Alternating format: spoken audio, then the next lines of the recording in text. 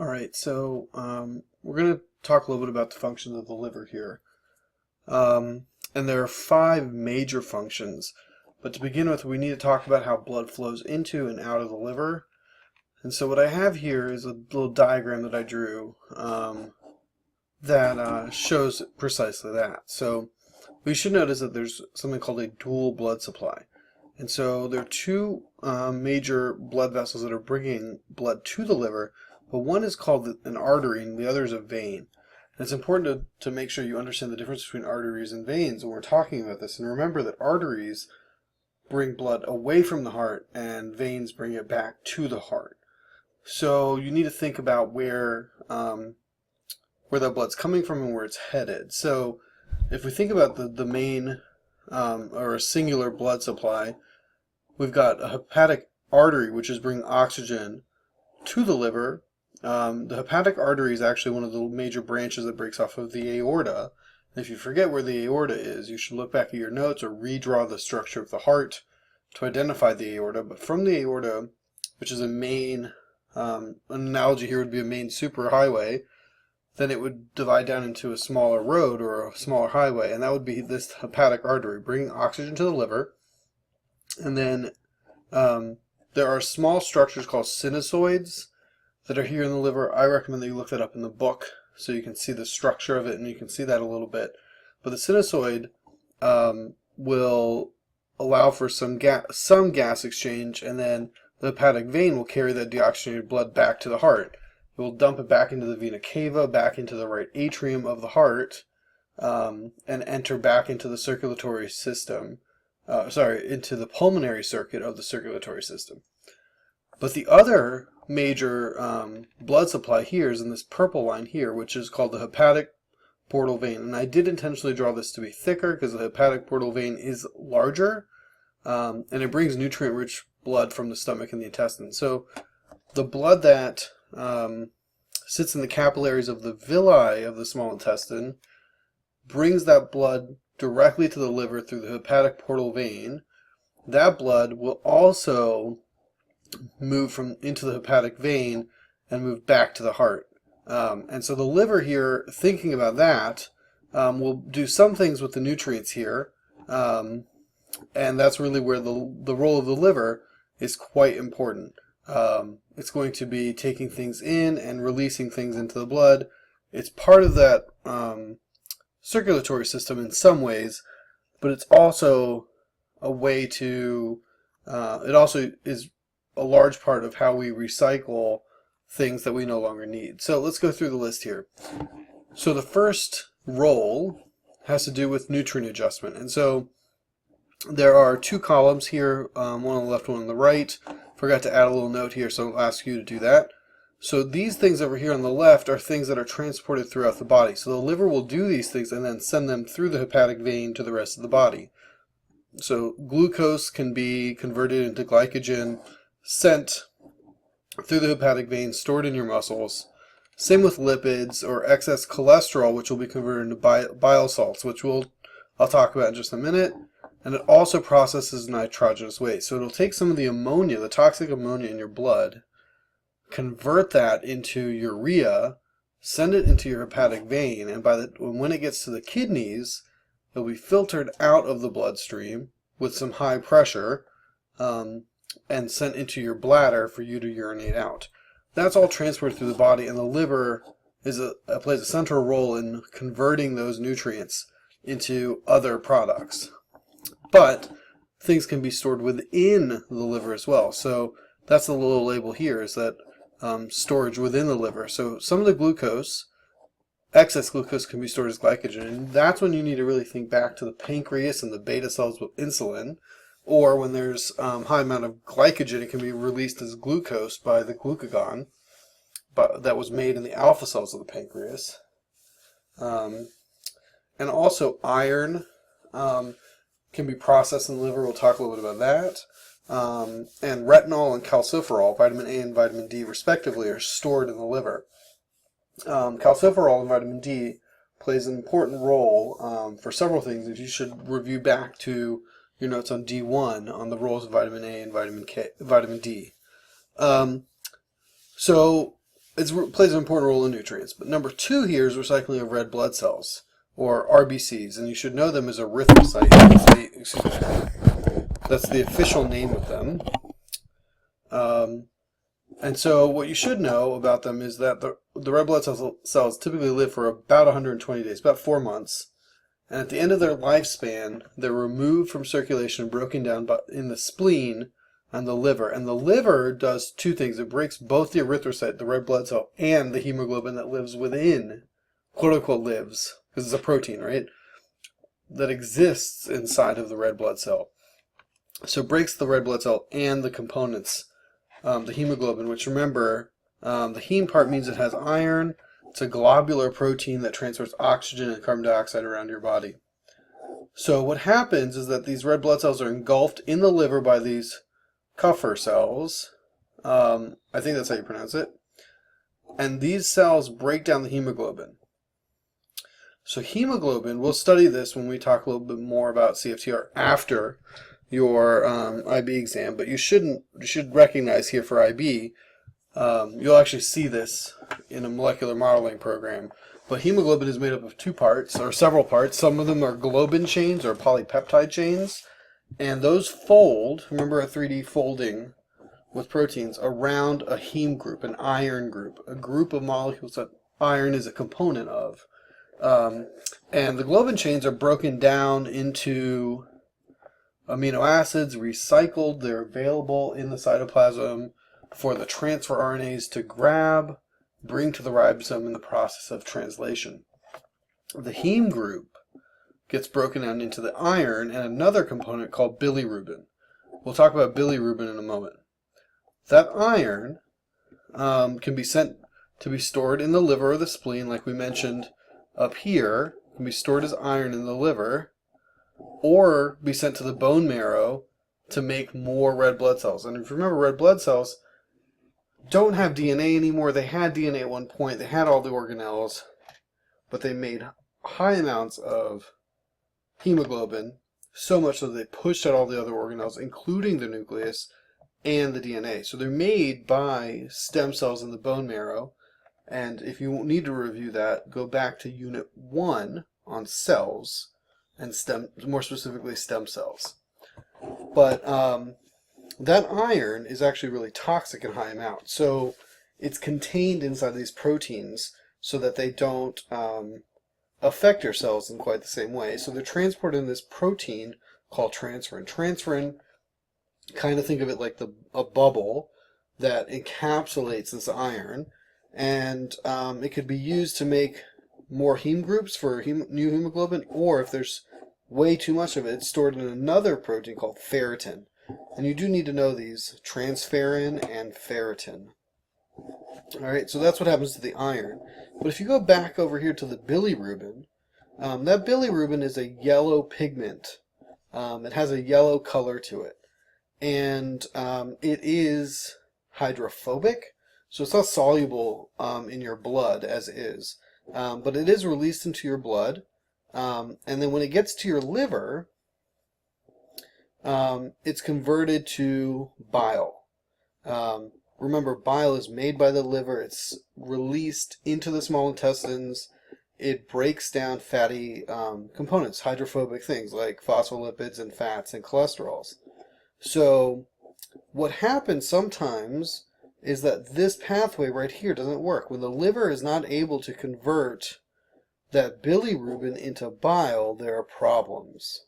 So when this doesn't happen, it can actually lead to jaundice. And if you don't know what jaundice is like the yellowing of someone's skin. Like you can see a yellow tint in their skin and in their eyes. And it's because that bilirubin is building up. It's not being removed by bile. And then because it's hydrophobic, it can actually be absorbed into tissues and into membranes really easily. And then becomes difficult to get rid of. And so if someone shows these symptoms of jaundice, then it's an indicator, it's a symptom of liver disorders. It could be liver cancer, it could be a whole host of things, and that need to then be looked into further. But in fact, jaundice is quite common in newborns, and there are a couple of reasons why. And again, you need to know these. So some of the reasons that newborns might experience jaundice is that they have a high turnover of red blood cells. They go through red blood cells very, very quickly, just simply because their metabolism is turned on so high. They're doing a lot of growing. It's the first time that they're independent of somebody else nutritionally, so they are on overdrive for their metabolism. Their liver is still developing. In fact, they've not had to really use their liver until they're born. Because if you know, hopefully you know this, that baby is connected to mom through his or her umbilical cord, which then becomes part of the placenta. The placenta is where the nutrient exchange and the gas exchange happens between mom's blood and baby's blood.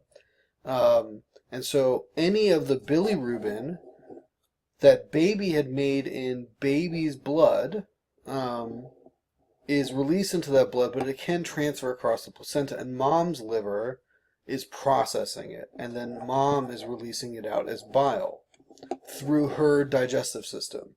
So that bile is released again into her small intestines, into her large intestines, and she poops it out. And that's how we get rid of bilirubin.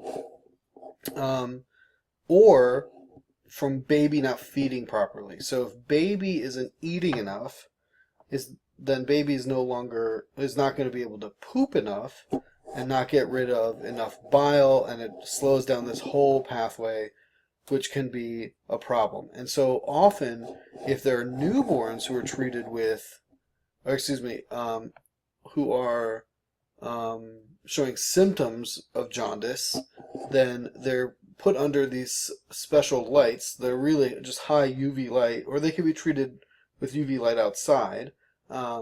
And that bilirubin is actually broken down with the exposure to UV light into a soluble molecule that then can be excreted out through urine.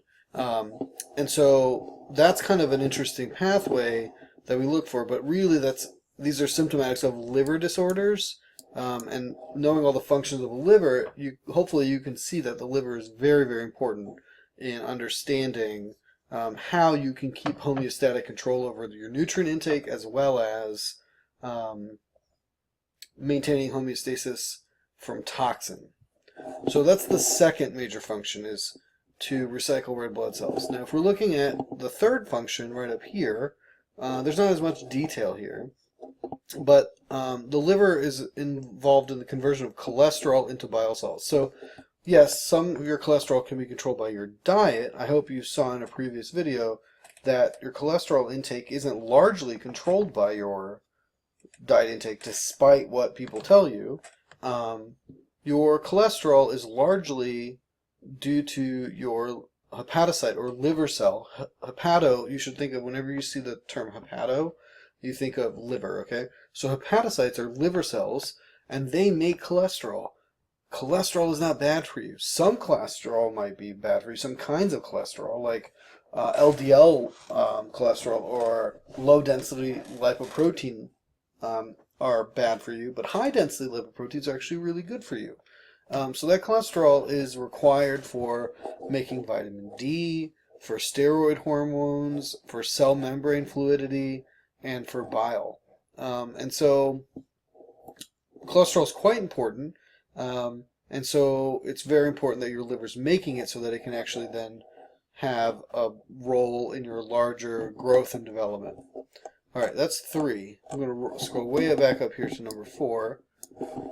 So the liver, actually, if you were to take an electron microscopy image of a liver cell, you would actually find lots and lots of rough ER, and rough endoplasmic reticulum, and Golgi apparati. And so what that really should tell you, if you can think back to the cell unit, that the rough ER is loaded with ribosomes. Ribosomes are for protein production, so there's lots of translation happening, lots of protein production. Golgi apparati modify those proteins and then make vesicles that send them to the membrane or release them from the cell through exocytosis. And 2 of the examples here are albumin and fibrinogen. So albumin is the actual protein that carries bilirubin. So if we go back down here, I told you that bilirubin is actually hydrophobic. So how in the world does it travel through your blood, which is largely hydrophilic. Well, it's being transported by the protein albumin, which you might know something about, because albumin is the protein that's in the white of eggs. Of course, that's not where your albumin comes from. You make your own albumin. That albumin in an egg is digested or hydrolyzed through your digestive system into amino acids. Your body absorbs those amino acids, and in certain cells, those amino acids can be made to make albumin. That albumin is made in your liver. So that carries the bilirubin around your blood, then to your liver to be processed and broken down. Fibrinogen is a protein that is involved in clotting. So you should think back to thrombin and fibrinogen back into our Unit 6 immune system stuff. Because this is what causes clotting, which allows your skin to serve its function of preventing pathogens from getting in.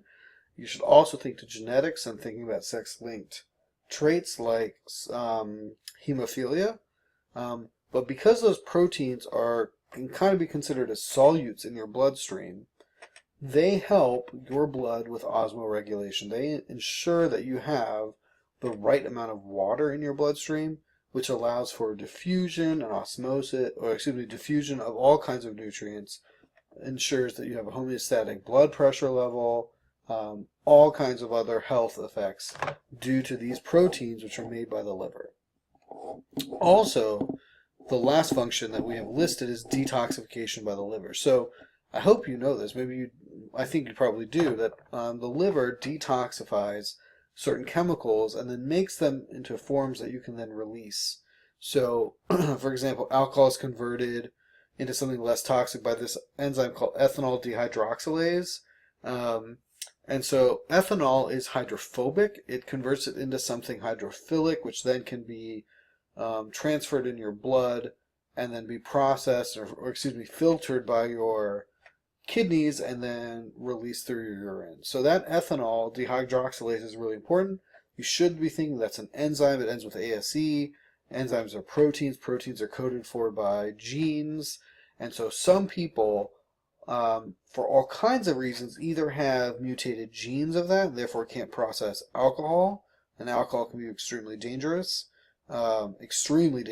or they are expressing it differently. So even if they have the genes, they're not transcribing, translating the genetic material correctly, and not making, or maybe not correctly is not the right way to say that, but they're not making the same amounts of ethanol dehydroxylase, and therefore process alcohol differently. The liver also will take toxic ammonia and turn that into urea, which you then release through urine, again, kidneys filtering that out.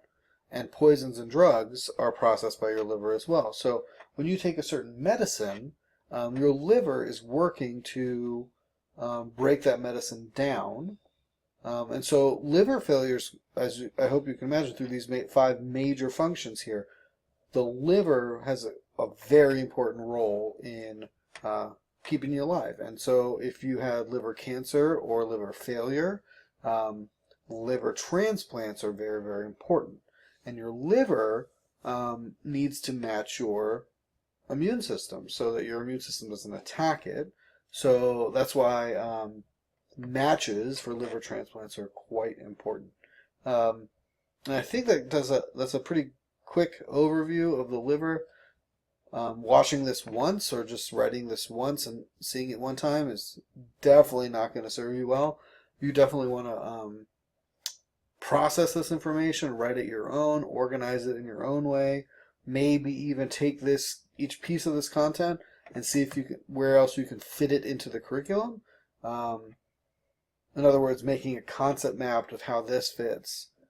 A concept map of how this fits with other content would be a really good idea to incorporate this content into that previous content, so it's not just something peripheral. Okay? I've been talking for about 19.5 minutes now. I'm going to stop. And I'm looking forward to seeing your concept maps in Google Drive. All right. Bye.